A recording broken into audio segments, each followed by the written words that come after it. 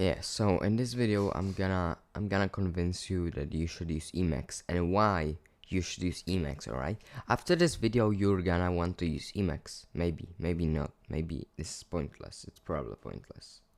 It's probably not gonna do anything.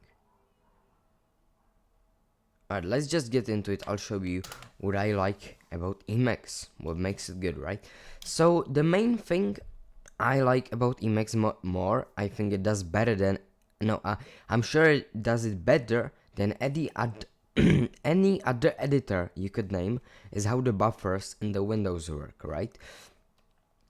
So I can come here, I can go like I can open some folder,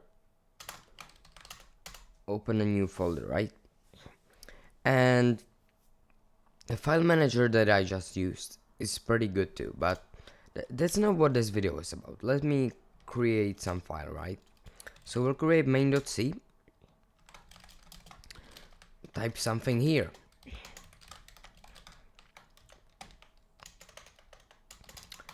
right? It's a simple program that does nothing. Now I wanna do printf something but I forgot how printf works. Well, there's a lot of things you could do. You could, for example, open the main page for printf. It's free, and here you have it, and that's pretty cool. But it's not gone. Guess what? I can do this, and I'm back in here, and it's gonna be there until I close out of the buffer. Another thing I could do, I love doing this with Vim, and I do it here too. It's not by default, but you can easily set it up. I go into the file. Can be anywhere in the system, but it just sends me to the file. And here I can see everything, so I can just search for printf. And here it is, right? Here I see the entire declaration of printf. All the arguments it has, that's cool. I can go back. I can switch between them, that's amazing. I closed the wrong buffer. Right, I can come here. Let's get rid of this because that's annoying. But alright, we can create a makefile, and I'm kinda lazy right now to do a good makefile. So actually, I think this is gonna be good enough makefile. I can close out of it. It's gone, but it has been made. Now I wanna compile it. One simple command and it compiles. And when I run it, it runs. It can do everything. It can do anything you want. And I have like 3 plugins installed, and that's enough for me to be able to do anything I want in this. Because one thing about using a terminal is that you can run any command, and I was very used to that. So when I switched to Emacs, I was like, this is gonna be tough.